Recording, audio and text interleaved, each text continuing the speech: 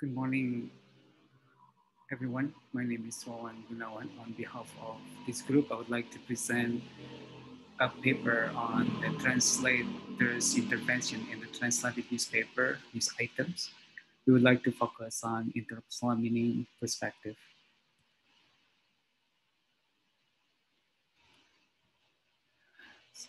Why we did this kind of study, because we know that many studies have been conducted in the area of translation, mainly to investigate the translation strategies in developing the target language structure and lexical patterns.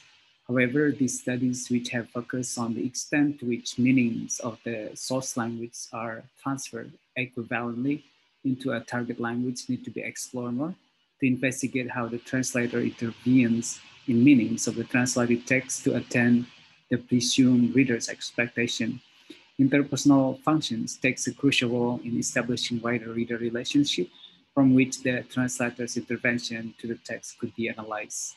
So this study attempted to explore the translator's interpersonal meaning choices in Indonesian translated political news items and the meanings resulting from the choices of the interpersonal meaning results.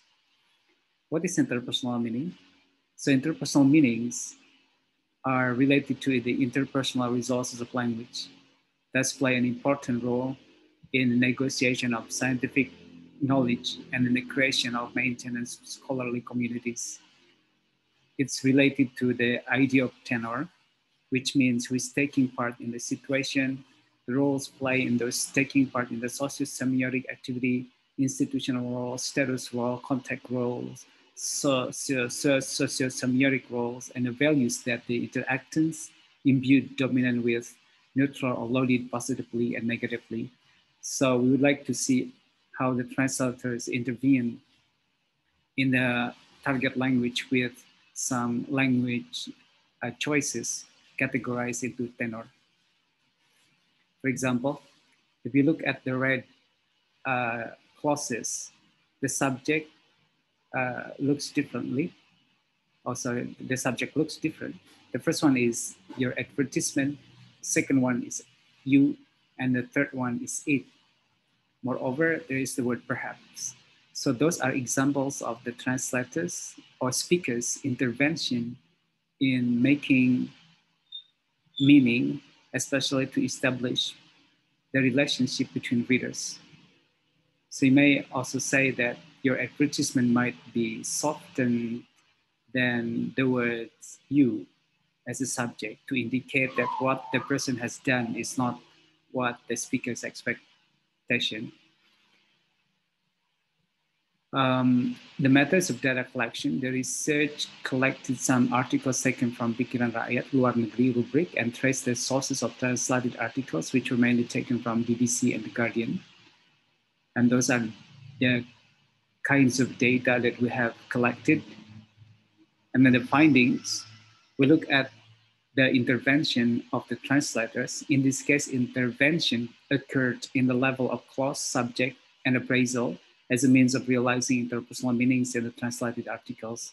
So the potential meanings that we reveal from the analysis is that the intervention in the focus of reporting, the intervention to avoid unexpected meanings from readers, and the intervention to the topic being reported to admit the sources. For example, at the level of clauses, Arnaud Bertrand, France Loud's policeman who swapped with hostage. That is a clause from the source language, while in the target language, the translator use or change the subject into policy pahlawan.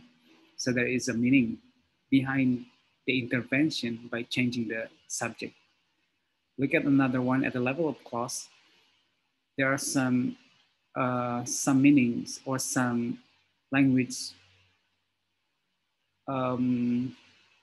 points that the translators have omitted and the translators have added.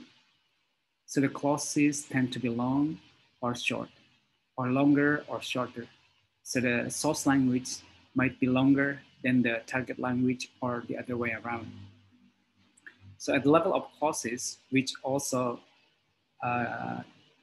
involve the choice of subject. For example, this kind of clause is broken down into several clauses in which the name of the person is added, and also the, for example, dia, or for example, the word ketika. And in the second example, for example, the word India is kept in the same way in the target language, while in the second clause, there is another circumstance added to the translated text. When we look at the number of clauses, so the translator intervenes into the addition or reduction of the clauses in the target text or target language. So we can consider them into shifts. There are 7 shifts, 3 shifts, or 4 shifts, or 1 shift, or 3 shifts in each of the articles we analyze. So in terms of the subject that we focus on in this study, the translator intervened in adding the words like pria bersenjata, or like adding adjuncts, dilansir of BBC, like adding dia, or perhaps adapted to the word dia, and also the descriptive words for the subject, what we call, this is an embedded clause actually, but this is still considered adding to the meaning of the subject.